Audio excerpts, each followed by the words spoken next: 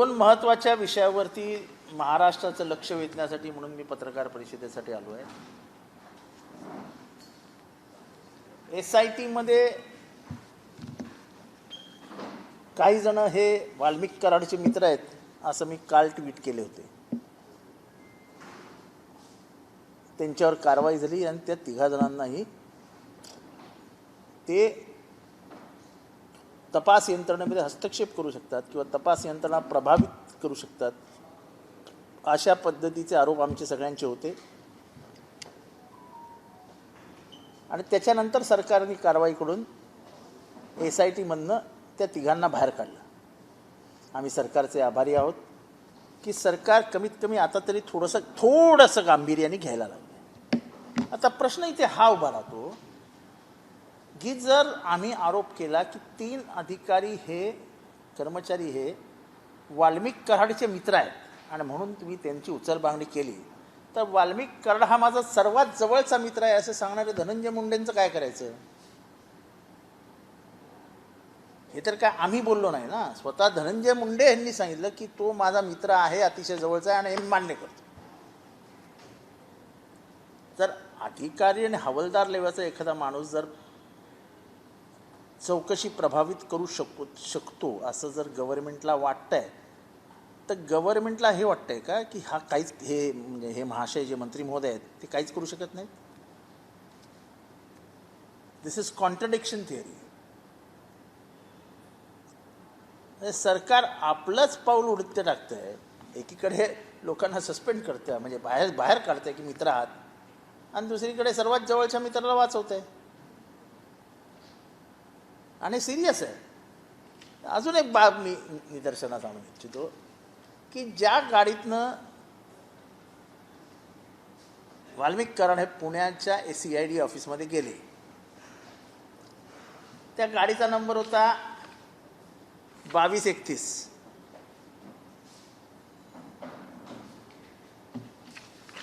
Mahindra Scorpio, मालकाचं नाव ते अजून RTO मध्ये नोंद आहे, शिवलिंग मोराळे. हा शिवलिंग मोराळे अजितदादांबरोबर मस्साजोग येथे झालेल्या सभेमध्ये उपस्थित होता. शिवलिंग मोराळे, त्याची गाडी देखील त्या ताफ्यात होती. असं नंतर तीच गाडी वाल्मिक कराड CID ऑफिसला घेऊन गेलं. तीच गाडी. गाडीवरचा मालक आणि गाडी किती नशिबान आहे. त्या गाडीचं उद्घाटन म्हणा किंवा जे काय असेल ते हे माननीय धनंजय मुंडेंनीच केलंय. हा फोटो तुम्ही काय सांगता की कनेक्शन नाही, प्रूफ नाही. तुम्हाला दुर्लक्ष करायचं असेल तर करा ना, पण महाराष्ट्रात मूर्ख राहतात, यांना आपण कधीही मूर्ख बनवू शकतो असं वाटतं का तुम्हाला? किंवा जसं अजित पवार म्हणाले, मी काय सालगडी आहे का तुमचा, विकत घेतलाय का मला? असं प्रत्येक मंत्री आणि सगळ्या मंत्रिमंडळातल्या सगळ्या सहकाऱ्यांच्या मनात आलं की काय आलो ना निवडून, आता चला बघू 5 वर्षांनी. हे इतकं क्लिअर आहे. आणि काय बालिशसारखा तो सांगतो, मी समोरनं येत होतो तो शिवलिंग मोराळे, मला समोर अण्णा दिसले, अण्णा छोट्या गाडीत होते, मी अण्णांना म्हटलं अण्णा छोट्या गाडीत, मग अण्णांना मोठ्या गाडीत घेतलं. नशीब ट्रक घेऊन नव्हता गेला, नाही तर अण्णा आपल्याला दिसते असे ट्रक घेऊन CID ऑफिसमध्ये. काय भरोसा ना, माणसाची एवढी चालते म्हटल्यावर काही करू शकतो तो. म्हणजे मला ते गँग ऑफ वासेपूरमध्ये नाही, सुरुवातीलाच दाखवलं एक सीन, त्याची अंत्ययात्रा निघते, कोणाची गाणी वाजवतच निघतात. म्हणजे गँग ऑफ बीडमध्ये हे जे काय चालू आहे हे सगळं आश्चर्यकारक आहेच, पण सर्वात मोठं म्हणजे हास्यास्पद आहेत. 1 महिना होईल 9 तारखेला. काय प्रगती असं जर मी तुम्हा पत्रकारांना विचारलं, खरं तर पत्रकारांकडूनच माहिती येते ना, तर आपण कोण आहे असं खात्रीशीररित्या सांगू शकतो की चौकशीची इतकी प्रगती झाली आहे? असं तर कधी इतकं पत्रकारांना आणि प्रसारमाध्यमांना अंधारात ठेवून चौकशी झाल्याची तर मला कुठली चौकशीच आठवत नाही. आज हे सगळं होत असताना राष्ट्रवादी काँग्रेसचे नेते छगन भुजबळ यांनी धनंजय मुंडेंची पाठराखण केली. ते म्हणाले की काही राजीनामा घ्यायची गरज नाही. काय वाटतं?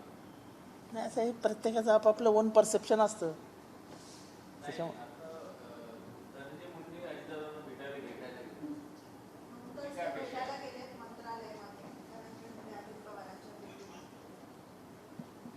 मला काका मला वाचवा असं काय असू शकतं. पण अजित पवार 1 महिन्यांपासून या सगळ्या प्रकरणाबद्दल काय बोलत नाही. सुनील तटकरे बोलत नाही, राष्ट्रवादीचे कुठलेच नेते बोलत नाहीत आणि एकटे छगन भुजबळ त्यांना वाचवायला पुढे आले किंवा त्यांच्या बचावासाठी पुढे आले. छगन भुजबळांवर काही दबाव वगैरे असू शकतो हे मान्य करावंच लागेल. त्यापेक्षा मला छगन भुजबळांचं ह्या सगळ्या प्रकरणाबद्दल काय मत आहे ते असू शकतं, पण महाराष्ट्राचं मत हे छगन भुजबळांच्या वेगळं आहे. आता इथे मारपकवार बसलेत. लेंटिन आयोगच्या वेळेस काय झालं? आत्तापर्यंत जेवढे आयोग नेमलेत चौकशीच्या आधी सदर मंत्र्यांचे राजीनामे घेतलेले आहेत. अगदी निलंगेकरांचा मुख्यमंत्री असताना, अंतुलेंचा मुख्यमंत्री असताना, विलासराव देशमुखांचा मुख्यमंत्री असताना, अशोक चव्हाण मुख्यमंत्री असताना, आर पाटील आदर्शमध्ये चौकशी नाही, त्याच्या आधीच ते घरी गेले. म्हणजे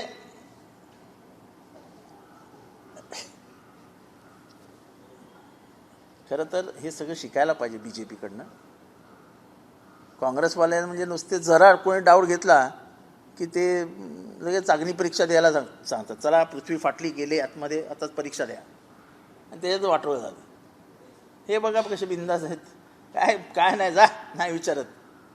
जबाबदारी कोणाची असं मला वाटतं? कारण फरिस्तार म्हणाले की दादा क्या हुआ तेरा वादा, तर ते म्हणाले की दादा नाही घेरले आता मुख्यमंत्री एकीकडे काहीच बोलत नाही. ते कारवाईबद्दल म्हणतात की राजकारण चालू आहे सगळं. हां, आता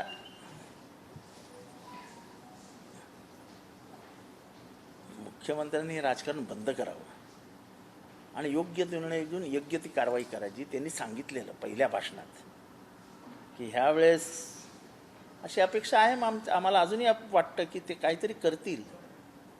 वो दिन कभी तो आएगा असं ते गाणं, वो दिन कभी तो, तसं आहे ते. तो दिवस कधीतरी उजाडेल असं आम्हाला वाटतंय. हे असं आज त्यांनी केलं ना 3 जणांना सस्पेंड, म्हणून मी त्याला लगेच कारणासह स्पष्टीकरण दिलं आहे की जर तुम्हाला 3 जण हे वाटतात की ते प्रभावित करू शकतात तुमची चौकशी, तर धनंजय मुंडेंबद्दल तुम्हाला काय म्हणायचं आहे सांगा.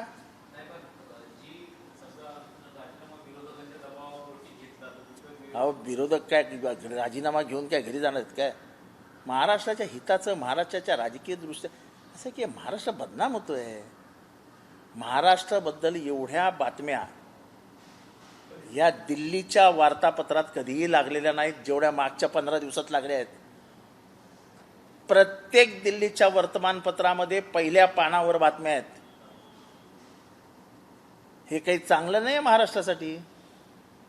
आणि कशासाठी? का? खूनच झालाय ना. राजीनामा काय आम्ही ते तिथे फिरताना सापडले म्हणून ना मागते, आणि आम्ही त्यांनी खून केला असं म्हणत नाहीये. ज्यांनी खून करण्यास मदत केली आहे, आणि आमचं म्हणणं आहे की सरकार वाल्मिक कराडला वाचवणार. माहित नाही मला वाल्मिक कराडकडे असं कुठलं घबाड आहे, असं कुठलं धन आहे की ज्याला हे सरकार पण घाबरतंय.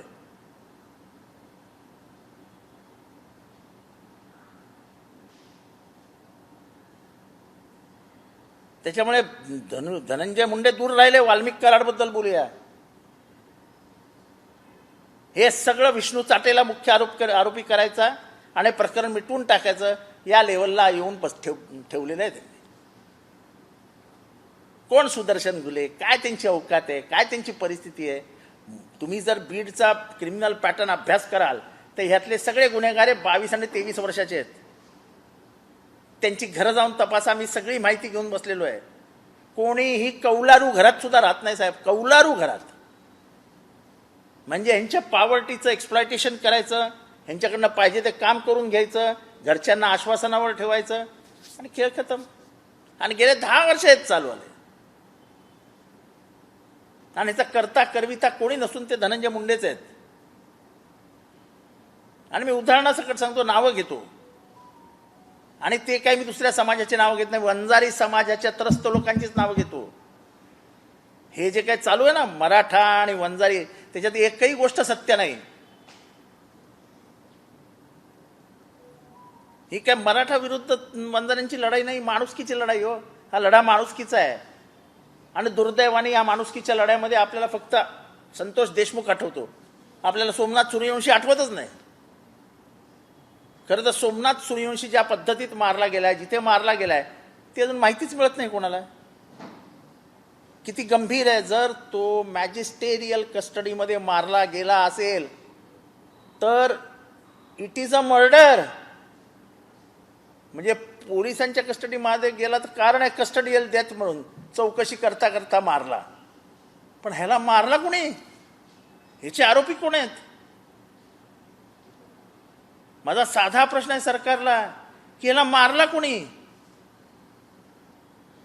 सरकार ह्याच्याबद्दल बोलायला तयार नाही. सोमनाथ सूर्यवंशी म्हणजे अजूनही आपल्यामध्ये जातीवाद किती रुतलेला आहे की आपण इथे पण स्पर्श अमान्य करतो.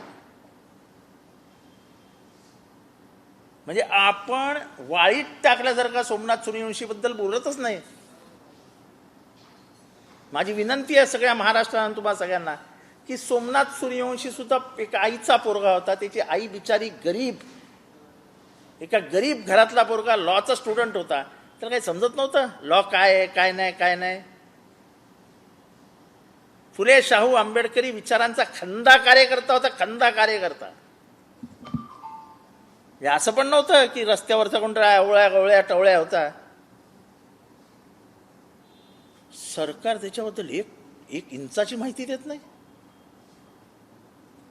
सरकारकडनं अपेक्षा आहेत. तुम्ही एक दलित पोरगा मेलाय, दलित, त्यांच्या आयुष्यात काय फक्त मरण यातना आणि मरणच आहे का त्यांच्या नशिबी दिलेलं? चौकशी पण करायला जाऊन दे, जाऊन ते मेलाय, जाऊन ते टाकून झाडीमध्ये.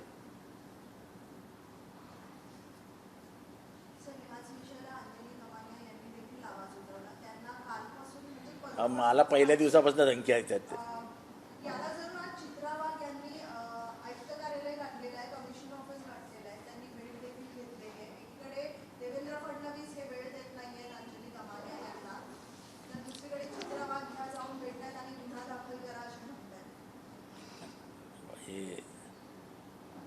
त्याबद्दल मला काय माहीत नाही. मला एवढंच माहिती आहे की त्यांना धमक्या येत आहेत आणि या धमक्यांचं म्हणजे एक स्त्री म्हणून त्यांना धमक्या देणं चुकीचं आहे. पण धमक्या आहे का पहिल्या दिवसापासून मला येत आहेत. कारण का तुम्ही समजलं नाही, तो जो फ्युरी तयार करून ठेवली आहे, ती जे सामाजिक भांडवल केलेलं आहे, ह्या सगळ्या खुनाचा वापर, हे खुनाचं उदात्तीकरण आणि समाजामध्ये दैवत, ही जी एक काय नवीन थिअरी सुरू केली आहे आणि त्याला म्हणजे क्रॉस सेक्शनमधनं मदत होतोय ना. धनंजय मुंडेंना घरात घुसून मारू अमान्य आहे आम्हाला. कायदा ताब्यात घेणं हे आम्हाला मान्यच नाही. जे काय लढायचं ते कायद्याने लढा ना. आम्ही एवढे खुलेआम त्यांचा राजीनामा मागतोय तर मी तर वंजारीच आहे. जिथे चूक आहे चूक आहे. आणि हे कधी आलं की एका खुनाचं उदात्तीकरण करण्यासाठी तुम्ही जातीच्या मागे कशाला लागता?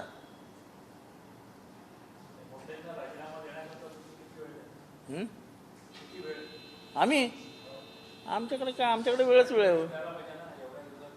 अहो मी तेच म्हणतो की हे सरकारला जो हे झाली आहे, मगरुरी आली आहे, 240 काय कोण करणार आमचं 5 वर्ष? 240 पिछे लेके.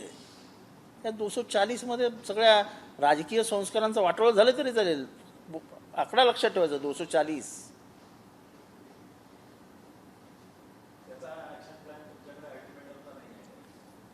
अनभिज्ञ होत ना आम्हाला काय. म्हणजे ना तर सरकार आम्हाला काय बोलतंय आणि सरकार तर टिंगल करते.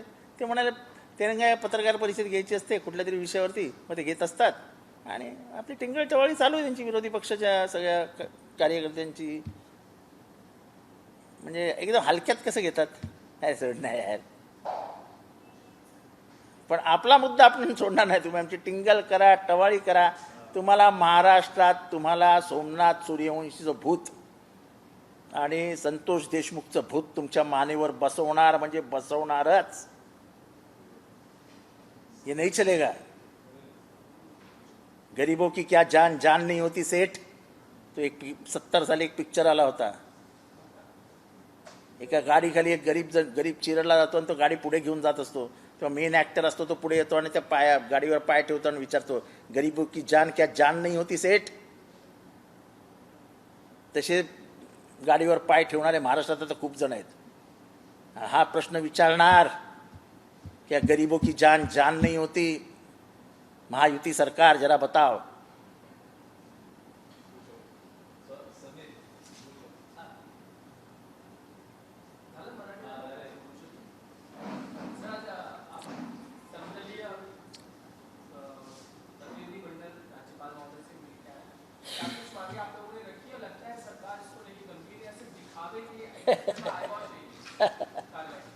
कौन गंभीर कौन है? कौन सरकार में से कौन सा मजला गंभीर है? 6 फ्लोर है ना. सरकार 6 फ्लोर पे बैठी है, तो कौन सा फ्लोर गंभीर है? उस फ्लोर का नाम बताओ, मैं इधर बैठा हूँ, जाके आता हूँ. उनकी कहाँ तक सीरियस है, एक आधा डॉक्टर लेके जाता हूँ देखने के लिए.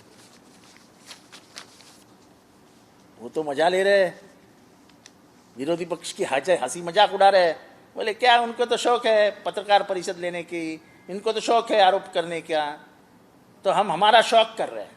ये लोगों की मौत भी शौक के तरीके से देख रहे हैं. लोगों की जान गई इसमें इनको कोई गम नहीं है. हमारा शौक देख रहे हैं. उनकी जान गई तो गई, क्या फर्क गिरता है. गरीबी की जान क्या जान होती है? डाल दो पानी में.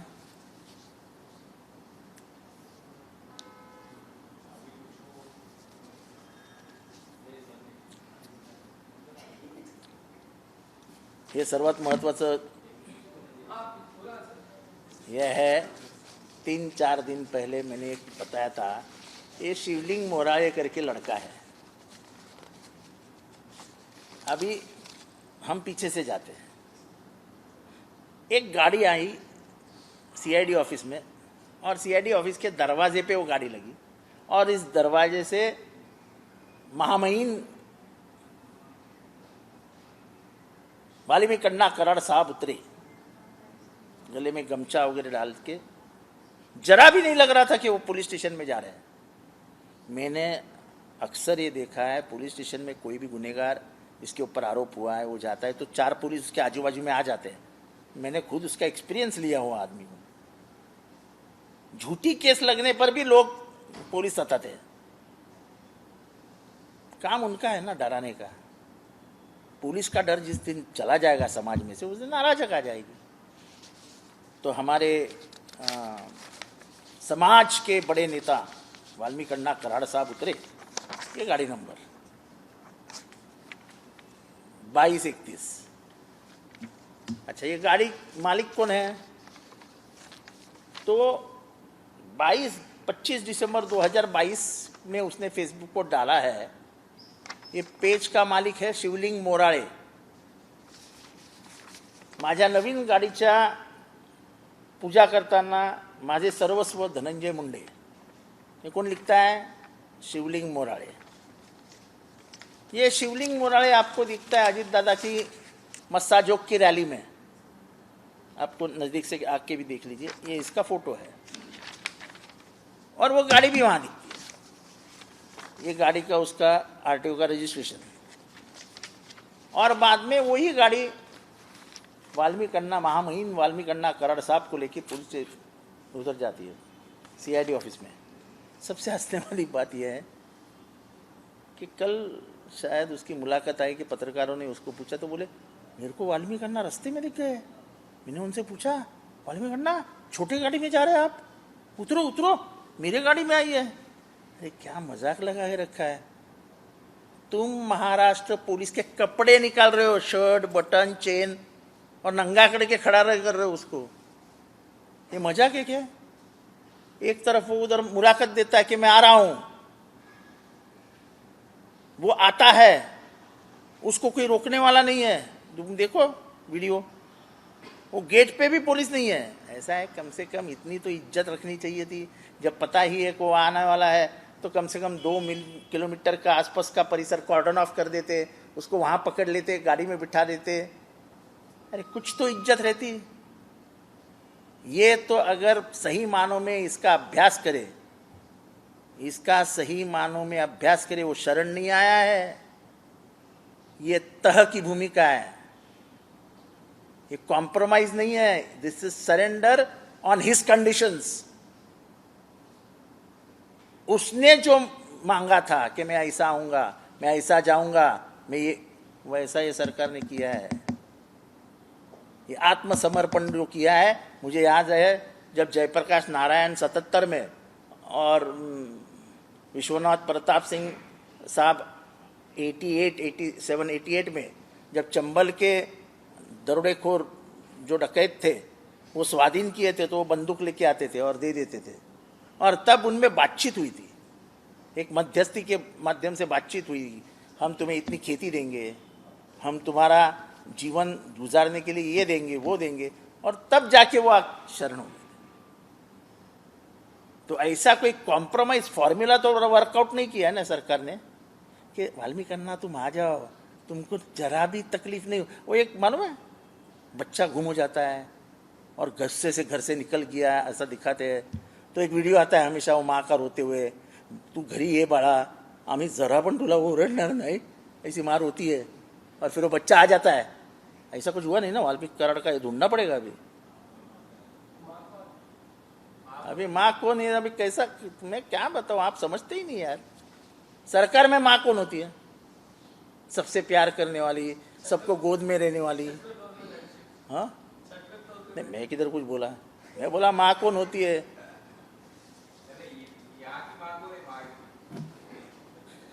अभी आपको नहीं पता तो फिर मैं क्या बताऊं। तो बात ऐसी है, ये सरकार इस केस को खराब कर रही है, सरकार इस केस को खत्म कर रही है। और उसके साथ साथ ये सरकार को सबसे डर लग रहा था सोमनाथ सूर्यवंशी का। वो सोमनाथ सूर्यवंशी को महाराष्ट्र को भूलने लगा है। ऐसा मेरे ख्याल से कस्टडियल डेथ बहुत देखे महाराष्ट्र है, पर मैजिस्टेरियल कस्टडी डेथ नहीं देखा है। दंगे के 4 दिन में आदमी मरता है कस्टडी में, मैजिस्टेरियल कस्टडी में। ये बहुत बड़ा गंभीर विषय है और उसको भूलने के लिए लगातार कुछ ना कुछ किया जा रहा है। और हम भी सोमनाथ सूर्यवंशी को न्याय नहीं दे सके, इसका आज भी हमें दुख होता है। मैं जब नागपुर से निकला और फ्लाइट में बैठा, तब फ्लाइट में बैठते बैठते मैंने ट्वीट किया था कि मुझे दुख है कि मैं संतोष देशमुख और सोमनाथ सूर्यवंशी को न्याय नहीं दे सका। लेकिन हम सोमनाथ सूर्यवंशी को भूल ही गए थे कि उसका मर्डर हुआ है। और सरकार तो दलित है, क्या ध्यान देने का, गरीब है, क्या ध्यान देने का, इस इरादे से बैठी हुई है। लेकिन हम सरकार को ये भूलने नहीं देंगे, इसका भी अब पीछा करेंगे। बारामती में कल दादा एक सभा के दौरान कहा कि उनको कुछ लोग निवेदन दे रहे हैं, उन्होंने कहा कि आपने वोट किया तो उसको उपकार नहीं किया और मैं आपका कोई बदुआ गुलाम नहीं हूँ। ये आरोप एक तो पहली चीज मैं बता देना चाहता हूँ कि डेमोक्रेसी में राजा और गुलाम नहीं होता है, लेकिन हम प्रजा के सेवक होते हैं। प्रजा हमें सेवा करने के लिए चुन के देती है और प्रजा प्यार करती है इसलिए वोट देती है। तो प्यार के नाते उसका हक और अधिकार बढ़ता है। उस हक और अधिकार से हम अगर इनकार करते हैं तो हम राजनीति में रहना नहीं चाहिए, हमको चला जाना चाहिए। हमको देवगिरी बंगला किसी के कारण मिला है, हम मालिक है क्या? मरबाल हिल के वो नारायण दाभोलकर मार्ग पे जो बंगला है उसकी ज़मीन क्या हमारी है? हमारे बाप जदाओं की है? नहीं ना, वो सरकार की है। वो तुमको बंगला किसके कारण मिला? क्योंकि तुम सरकार में मंत्री हो। तुम सरकार में मंत्री कैसे बने? तो तुम बारामती से चुन के आए। बारामती से कैसे चुन के आए? तो वहाँ के लोगों ने तुमको चुन के दिया। तो वो लोगों को तुम ऐसी बात करने वाले हैं, तो उससे अच्छा इस्तीफा दे दो ना। जा, नहीं मांगता है तुम्हारा वोट और नहीं मानता है मंत्री पद, है क्या हिम्मत? ये इसको बोलते हैं मगरूरी। गुरूर आ गया है 240, क्या कौन कर सकता है हमारा? ये कोई भाषा है? मैं तुम्हारा नौकर नहीं हूं, तुम मेरे मालिक नहीं हो, वो हमारे मालिक होते हैं।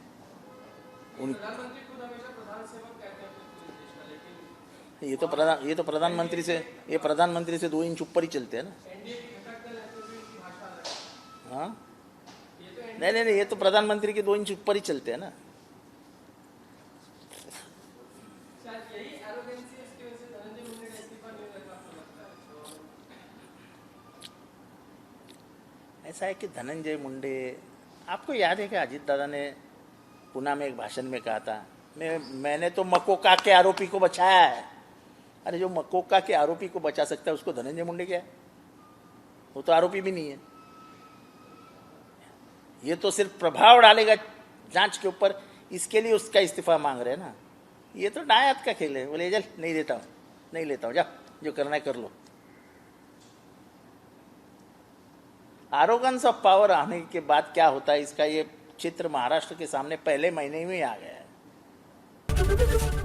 एबीपी माझा, उघडा डोळे बघा नीट।